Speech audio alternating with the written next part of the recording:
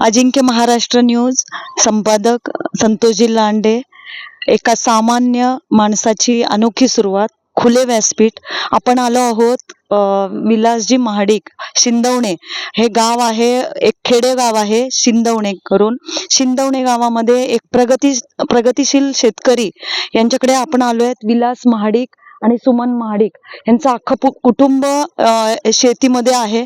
ते ह्या शेतामध्ये त्यांची आपल्याला व्यथा बघायची आहे. आजकालच्या जगामध्ये एक शेतकऱ्याची करुणादायक व्यथा आहे, तर ती आपल्याला दादांना प्रश्न करून विचारायचे आहेत की दादा, आता तुमच्या शेतात आम्ही आलो आहोत की आता तुम्ही अगोदर जॉबच्या ह्याच्यामध्ये होतात, आता शेतकरी आहात किंवा एक पिढीजात शेतकरी आहात, पूर्वीपासून पूर्वापार आलेली शेतकऱ्यामध्ये तुम्ही शेतकरीचं काम करतायत.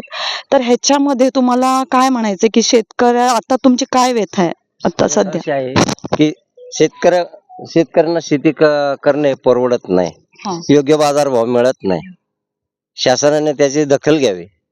ओके. आणि आता किती एकर शेती आहे आणि ह्या शेतीमध्ये तुम्ही कोणकोणत्या भाज्या वगैरे लावलेल्या आहेत? 27 गुंठे क्षेत्र असून त्याच्यामध्ये मेथीची भाजी आणि पालकाची भाजी, कांदा अशी पिकं घेतलेली आहेत. ओके. तर तुम्हाला काय अडचणी येतात आता सध्या, काय अडचणी आहेत शेतीमध्ये? शेतीमध्ये अडचणी म्हणजे खतांचे बाजार गगनाला भिडलेत. अजून काय अडचणी? आणि मशागतीची साधनं सुद्धा डिझेल पेट्रोलमुळे परवडत नाहीत घ्यायला, शेती करायला.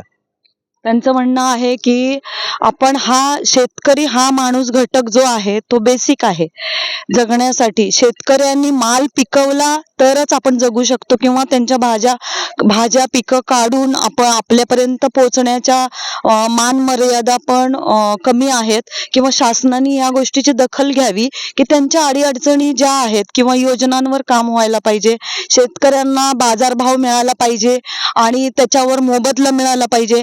त्यांचा माल जो काढलेला असतो तो त्यांना बाजारभाव पर्यंत जाण्यासाठी मुबलकपणे शासनाने दखल घ्यावी.